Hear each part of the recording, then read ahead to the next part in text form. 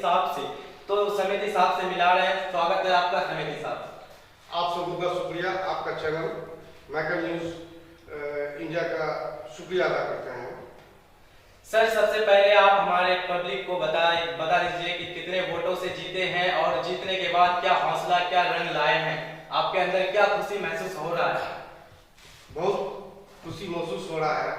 सबसे पहले तो हम अपना पंचायत वासियों को धन्यवाद, शुक्रिया अदा करना चाहते हैं कि इतने भारी मतों से मुझे जिताने का काम किए, मुझ पर भरोसा किए, क्योंकि मेरे पंचायत में 5400 वोटिंग हुआ था, जिसमें 2700 वोट अकेले हमको मिला है। इसलिए अपने पंचायत वासियों को 14 वार्ड के सभी मतदाताओं को शुक्रिया अदा करते हैं।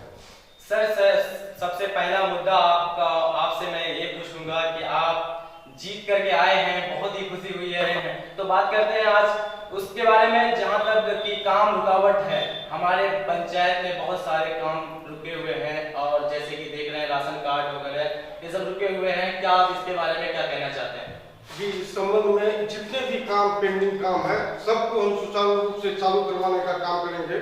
हमारे जो प्रखंड विकास पदाधिकारी है उनसे हम पहली मीटिंग में बात भी किए, उनसे आग्रह भी किए, वीडियो साहब से आग्रह किए कि सर हर पंचायत में आप आर्टिकल्स केंद्र दीजिए ताकि हमारे यहाँ के वृद्धा पेंशन वालों को या फिर पारिवारिक लाभ वाले को या राशन कार्ड में नाम कटाना जोड़ना, वो ब्लॉक में जाना काफ़ी दिक्कत दुश्वारी का सामना करना पड़ता है। अगर आप पंचायत वाइज कीजिएगा तो लोगों को सुविधा होगा। और जस्ट हमारे energetic video doctor Rakesh Gupta sir जो आज से पूरे ब्लॉक में, बागों ब्लॉक के हर पंचायत में वो कैंप लगा दिए हैं, काम चालू है। इसमें अभी राशन कार्ड में नाम जोड़ना और काटना का ही काम हो रहा है। सर, दूसरा सवाल आपसे ये है मेरा, जैसे कि आप जीत करके आए हैं, बहुत ही खुशी हुआ है। जैसे आप बता रहे हैं कि राशन कार्ड का सुविधाएं अब पंचायत लेवल में भी हो रहे हैं, शुरू होने जा रहे हैं 11 तारीख से। तो आज 11 तारीख हो गए हैं, बात करते हैं आज। सबसे पहला मुद्दा ये है आपसे सर कि आप राजनीति में क्यों आए और कब से आए हैं, क्यों दिलचस्प है इतना आपका? जहाँ तक मेरा राजनीतिक का सवाल है, बहुत अच्छा सवाल आप किए। राजनीतिक क्या कहेंगे, बचपन से ही मेरा राजनीतिक का शौक था। जब हम मिडिल स्कूल में पढ़ते थे, उस वक्त मिडिल स्कूल में प्रधानमंत्री का चुनाव होता था, तो एक मरतबा प्रधानमंत्री में मैं हार गया था। 4 क्लास में पढ़ता था, फिर 6 क्लास में मैं प्रधानमंत्री बना, फिर मिनिस्टर बना। इसी तरह से नेतागिरी एक बड़े इंटरेस्टिंग बने, बहुत अच्छा लगने लगा। और जब त्रिस्तरीय पंचायत 2001 में लागू हुआ तो हम अपना सुविधा के हिसाब से अपना जो पेपर में जो पढ़े उसमें हम देखे कि पंचायत समिति से प्रमुख बनता है। मुझे शौक था कि पंचायत समिति जो प्रमुख का टीम प्रमुख बनता है उसके मिनट में हम बैठे कुछ कर सकें पंचायत के लिए। तो पहला चुनाव मैं पंचायत समिति में लड़ा 2001 में। मेरा दुर्भाग्य रहा, 1 वोट से मुझे हराया गया। मैं हारा नहीं, पब्लिक मुझे हराया नहीं था। पदाधिकारी गण संयम रख के मुझे 1 वोट से 2001 में हराया था। उसके बाद 2006 में फिर मुझे समिति इलेक्शन लड़ना था। दुर्भाग्यवश समिति आरक्षण में चला गया। अचानक सरपंच वाला पद आ गया। कुछ लोगों का शौक हुआ कि आप सरपंच में आइए। मैं सरपंच में कूदा। पूरे पंचायत के लोगों ने 50% वोट अकेले मुझे सरपंच में जिताया। बखूबी 5 साल सरपंच मैं अपने पंचायत में पेशकार सरपंच के नाम से जाना जाता हूँ। मेरा दामन साफ है। मैं पंचायत वासियों को कहना चाहता हूँ कि सरपंच कार्यकाल में अपने दामन को हम साफ रखते हैं, ना ही किसी से रिश्वत लिए हैं। टूक साफ सुथरा काम किए हैं, चाहे जो भी मामला हो। यहाँ तक कि कोर्ट से लेकर सुप्रीम कोर्ट, हाई कोर्ट वाला जो भी मामला था उसका भी कंप्रोमाइज अपने पंचायत में बैठ के करवाए। कोर्ट का मामला करवाए, जमीनी विवाद, जितना मामला जो हमसे नहीं था, मेरा पंचायत पोषक क्षेत्र से बाहर था, उसमें भाग लेकर के, रुचि लेकर के उस मामला को भी समाधान किए।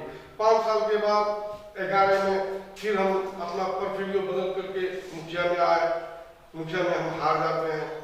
फिर 2016 में समिति में आए। फिर समिति में कुछ संयंत्र रख करके लोग हरा देते हैं। उसी तरह 2021 में फिर समिति में आते हैं। पूरे पंचायत के लोग 50% वोट देकर के अच्छा खासा बहुमत देकर के मुझे जीता है। मुझे खुशी है। मैं चाहता हूं कि अपने पंचायत में तन मन धन से मेहनत से सेवा करूं, हर सुख दुख में लोगों का शामिल रहूं। फिर एक चीज तो और बताना चाहता हूं आपके चैनल के माध्यम से, मैं तो हूं समिति, लेकिन ज्यादा मैक्सिमम मेरे पंचायत के लोग मुझे सरपंच साहब ही कहते हैं, और सरपंच का कार्यकलाप भी हमको बखूबी शुरू से अंत तक भाग लेते रहना पड़ता है, और इंशाल्लाह लेते रहेंगे भी। सर देखते हैं कि कुछ लोग आते हैं और जीत घोषित करके चले जाते हैं, अपना तन मन से वो कमा कर निकल जाते हैं। क्या आप उस सोच को हटाना चाहते हैं? जैसे उन सोच के लोगों को आप हटाना चाहते हैं? जी एकदम हटाना चाहते हैं, क्यों नहीं। आप इश्तिहार छापते हैं, उसमें लिखते हैं शिक्षित, लगनशील, मेहनती, ईमानदार। आप उस पोस्टर में आप लिखिए कि मैं बेईमान हूँ, मैं भ्रष्टाचार हूँ, मैं रिश्वत लूंगा, वो लिखिए। सर एक बात, आप शिक्षित के रूप में आ गए हैं तो शिक्षित के तौर पे बात करेंगे। सबसे पहली बात यह है कि शिक्षित ही क्यों होना चाहिए प्रतिनिधि? नहीं, शिक्षित तो हर जगह हर क्षेत्र में शिक्षित होना जरूरी है। शिक्षित से ही देश विकास हो सकता है। आपका देश का विकास होगा, बिहार का विकास होगा, ब्लॉक का विकास होगा, पंचायत का विकास होगा। जो इलाका जितना शिक्षित होगा वो इलाका उतना डेवलप करेगा, तरक्की करेगा। हम अपने पंचायत वासियों को, हर माँ बहन को आग्रह करेंगे कि अपने बच्चों को मेहनत से पढ़ाएं, और हमारे बच्चों को भी हम आग्रह करेंगे वो पढ़े तो मेहनत से पढ़े, मोबाइल में कम टाइम दे, क्रिकेट खेल में कम टाइम दे, अपने पढ़ाई में ज्यादा टाइम दे।